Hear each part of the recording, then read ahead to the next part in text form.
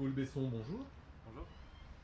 Vous êtes écrivain parisien. Vous avez publié en 2019 un roman qui s'appelle Paris Saint-Denis, Oui. qui traite de la nuit interlope dans la Seine-Saint-Denis.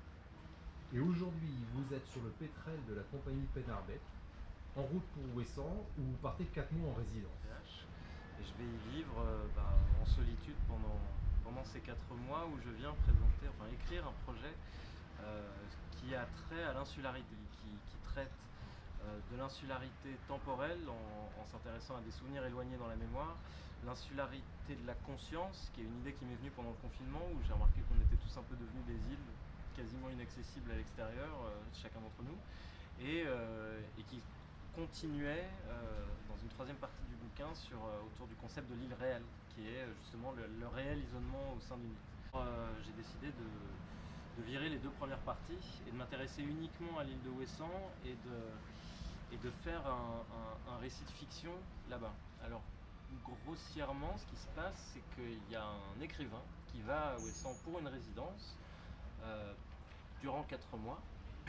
Et cet écrivain, arrivant dans son sémaphore, se rend compte qu'en fait, il fait tout sauf écrire. C'est-à-dire qu'il vit l'île comme un touriste, il se balade, il fait la route des Calvaires, il va rencontrer les gens, il leur dit bonjour, il boit des coups. Mais enfin, il n'écrit pas.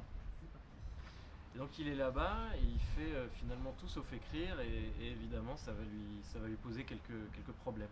Et j'en dirai pas plus. Paul Besson, c'est très surprenant. Vous êtes un écrivain parisien, habitué à la ville, à la nuit, et vous arrivez sur une île qui va avoir à peine 200 âmes en plein hiver. Comment avez-vous envisagé votre résidence? Alors, en termes de vie quotidienne, je pense que ça va beaucoup s'articuler autour du sémaphore. J'ai d'abord et avant tout visualisé le sémaphore et mon travail dans cette salle ronde de vigie. Ça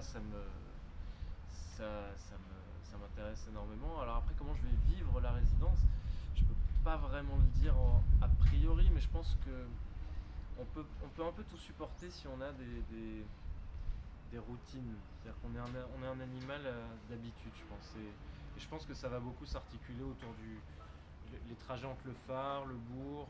Et puis je pense que le climat extrême des hivers de l'hiver à Ouessant va aussi m'amener à aller arpenter l'île, même par grand vent. Je pense que ça.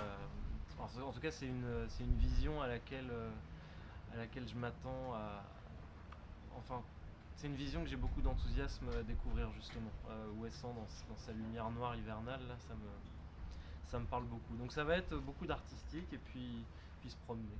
Paul Besson, écoutez, merci beaucoup pour ces précieuses informations. Merci à vous. Il ne nous reste plus qu'à vous souhaiter bonne route vers le Cap Horn de Ouessant et bonne résidence.